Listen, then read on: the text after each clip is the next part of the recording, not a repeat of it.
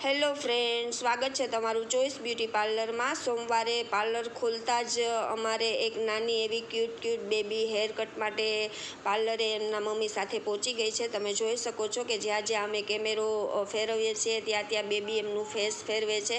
એમને એમનું શૂટિંગ ઉતારવું ખૂબ જ ગમતું હતું, તો એ એમનો ફેસ પણ જ્યાં કેમેરો ફરે ત્યાં ફેરવતી હતી। અને તમે જોઈ શકો છો અમે ઈયર પાસે એમનું હેર કટ સ્ટાર્ટ કરી દીધું છે। ખાસા એવા હેર એમના વધી ગયા છે, તો અમે એમના હેર કટને સ્ટાર્ટ કરી દીધું છે। અને આમ પણ ઉનાળો આવી ગયો છે, તો દરેક મમ્મીઓ બેબીઓને લઈને પાર્લરે પહોંચવા માંડ્યા છે હેર કટ માટે, કેમ કે ઉનાળામાં બાળકોને ખાસી એવી ગરમી થતી હોય છે। એમના માટે એમની મમ્મીઓ બેબીઓને લઈને પાર્લરે પહોંચવા માંડ્યા છે। અમે રોજના ઘણા બધા બેબી હેર કટ કરીએ છીએ, પણ વિડીયો અમુક બેબીનો જ ઉતારીએ છીએ, કેમ કે બેબીઓ આસાનીથી હેર કટ કરવા નાના બાળકો કરવા નથી દેતા, એટલા માટે અમને વિડીયો પણ ઉતારવો ગમતો નથી। અને આ બેબી શાંતિપૂર્વક હેર કટ કરાવવા દેતી હતી અને શાંતિપૂર્વક ખુરચી પર બેસી ગઈ હતી।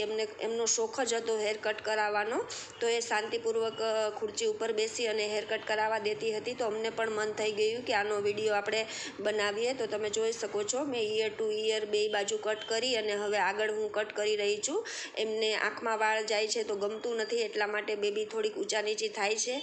અને તમે જોઈ શકો છો આગળ પણ મેં સેટિંગ કરી નાખ્યું છે। અને હવે આવી ગયા છીએ આપણે પાછળ, તો પાછળ એમની ખાસી એવી લેન્થ કટ કરવાની હતી, તો આપણે એમની લેન્થને કટ કરી નાખી છે। અને પછી આપણે એમનું સેટિંગ પણ કર્યું છે। સેટિંગ કર્યા બાદ પણ બેબી હલતી ન હતી, એને બહુ મજા આવતી હતી અને અમને પણ હેર કટ કરવાની બહુ મજા આવતી હતી, કેમ કે આપણે ખાસ ધ્યાન રાખવું પડે છે બેબીને હેર કટ કરવામાં, કેમ કે બેબીઓની સ્કિન એકદમ કોમળ હોય છે અને નાજુક હોય છે, અને આપણી કાતર પણ હેર કટની ધારદાર હોય છે। તો ખાસ કરીને એ જ ધ્યાન રાખવાનું હોય છે કે આપણી કાતર એમને કાન પાસે કે ડોકમાં કે ક્યાંય લાગી ન જાય, એનું ખાસ આપણે ધ્યાન રાખી અને નિરાતે હેર કટ કરવાનું હોય છે। ખાસો એવો ટાઈમ જે બેબી કટ કરાવવા આવે છે તે ખાસો એવો ટાઈમ લઈ લે છે, કેમ કે આપણે બહુ શાંતિથી અને જોઈ અને બેબી કટ કરવાનું હોય છે। અમુક બેબી હેર કટ કરવા નથી દેતા, પરાણે પકડી અને એમને હેર કટ કરવાનું હોય છે, એટલે ખાસો એવો ટાઈમ લઈ લે છે હેર કટમાં બેબીઓના હેર કટ।